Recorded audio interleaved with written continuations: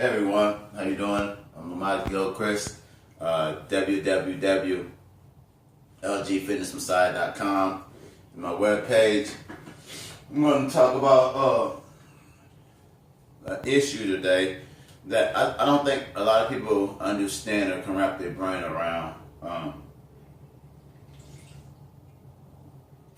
Different volumes of measurement and the whole complexity of measurement.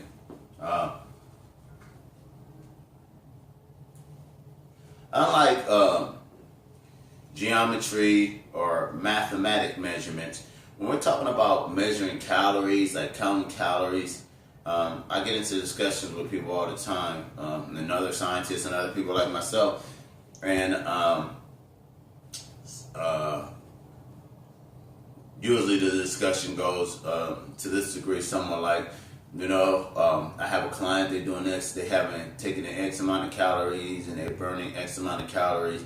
And I'm like, well, how do you know they're burning X amount of calories? And they say, well, because of this, they're doing this amount of stuff, and so they're burning this.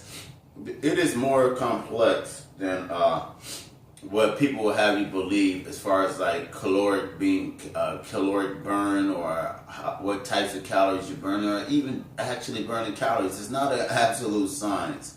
I'm going to explain to you really quick why it's not an absolute science, and anyone that want to research it and look it up after I explain it to you, then you feel free and go ahead and do this. Counting calories, how do they get to what is a calorie that is being burned? The actual test of counting calories, I did it when I was in college in nutrition, not even in high school. My high school wasn't that advanced, but in college, you take a piece of something, they weigh it, they say it's this many grams or whatever else. You take a beaker with water in it, you put the piece of whatever it is underneath the beaker with water into a little rice, and you light it. And then however much it evaporates the water, or however fast it burns, or however intense the flame gets, that's what is equivalating to the amount of calories, energy being dispersed because of the water that evaporated, or how fast it burned, energy being dispersed as caloric burn, or burning calories.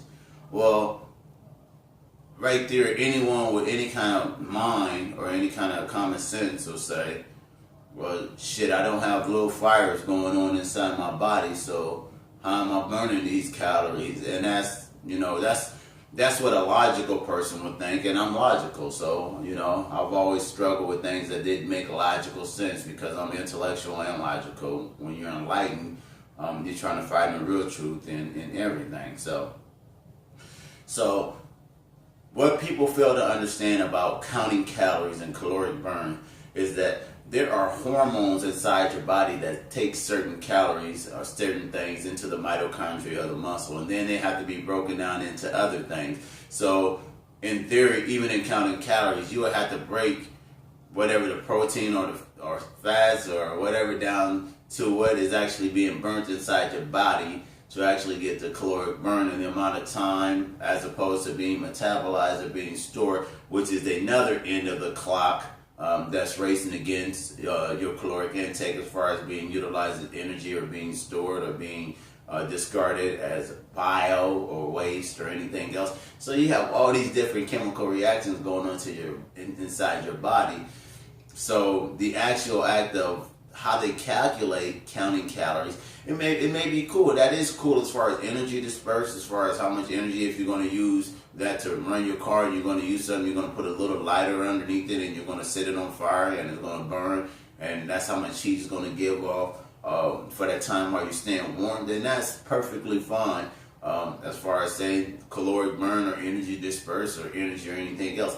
But once you're inside the human anatomy and you have to have other chemical properties and other reactions going on, it don't work like that.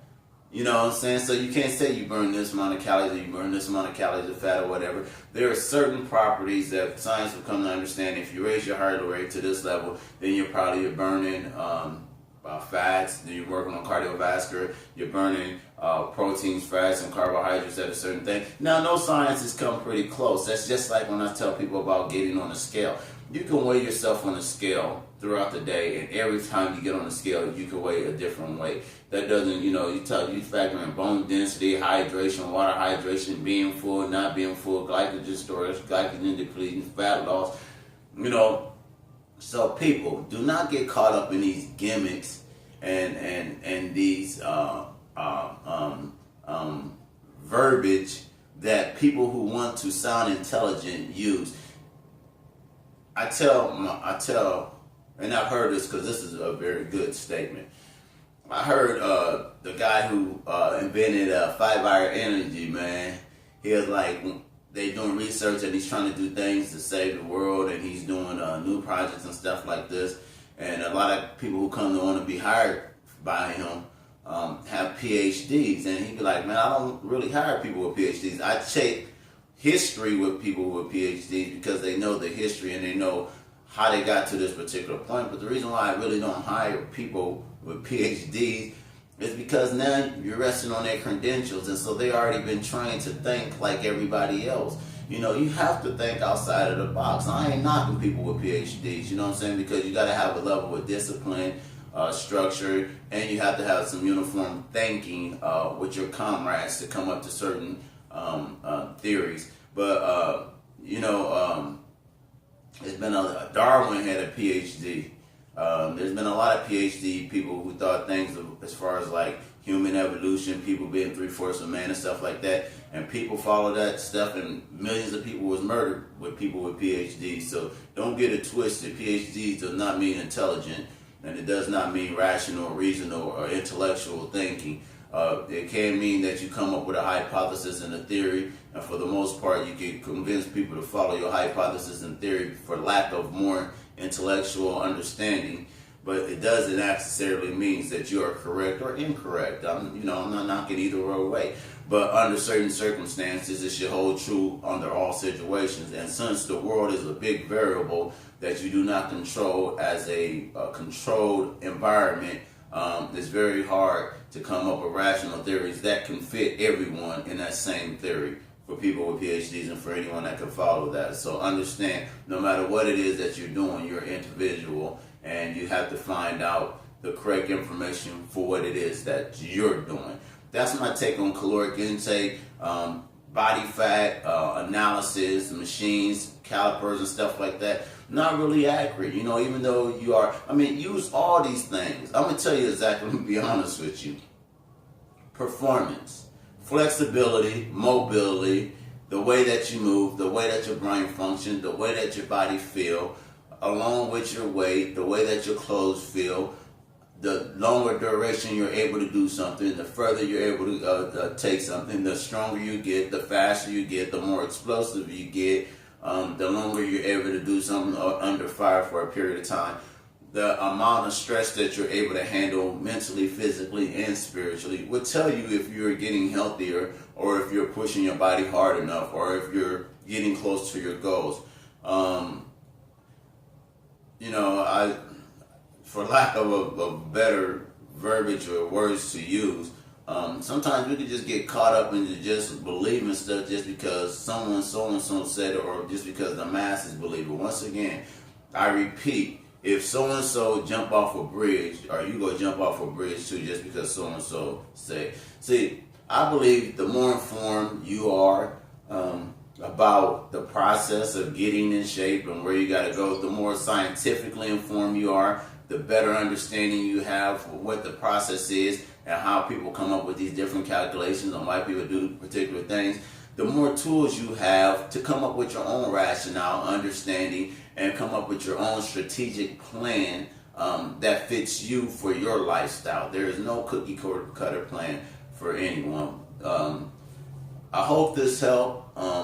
Count calories if you want to. You can look on the back of the box and stuff and count calories. No, that's when they light some up. That's the energy dispersed and for whatever. And then I'm going to throw something else out there. And so even on those particular things, if you add something else on top of it, that's something that would inflame it, like an accelerant, like gasoline or anything that would make it burn higher, faster, quicker, longer, or whatever, then it's going to actually burn a little bit more efficient. Inside your body, there are amino acids, L-carnitine. There are certain things that actually act as accelerants. There are certain things that act as blockers that actually bring down the burn level or the glycemic level or whatever, or the carbohydrate, again, Cysteine, Cambogia, alpha lipoic acids. You know what I'm saying? So there's so many different things that you can combine with things that will speed things up, which is a stimulus, or thermogenic, or slow things down, that you don't really get a true count.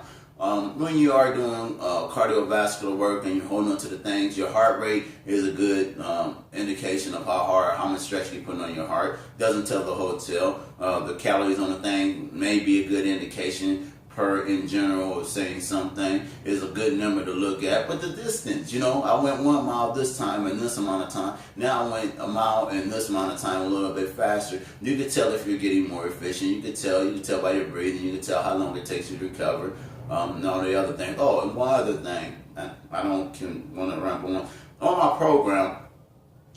When I send stuff to my clients, we are constantly making variables change. We are not just staying in the same workout. I have a different strategy every week that I have with my clients to make sure that we're not just tearing into muscle fibers all the time. Sometimes we're thinking of ligament health. Sometimes we're thinking of range of motion. Sometimes we're thinking of bone health. Sometimes we're thinking of the aerobic capacity of muscle. Sometimes we're thinking about the B2 muscle fibers, the fast twitch muscles fibers, the flight and fight muscle fibers, neurotransmitter to the body part. So my program, I do it myself, and my clients do my program. I train so I know when the body is feeling torn out and blah, blah, blah, and all these other stuff. So I know when to switch it up and go into something else, but still continue to work towards the overall goal. So keep that in mind when you're putting together your program. Consistency means that your body will adapt, and once your body will adapt, then you will plateau, and it will be harder to get better. Ask any power lifter. That's why power lifters change variables and do block power lifts and all the other stuff. That's why athletes change variables, so that they can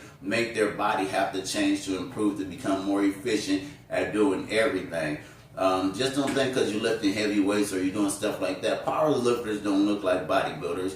Athletes don't look like certain athletes. Marathon runners don't look like sprinters.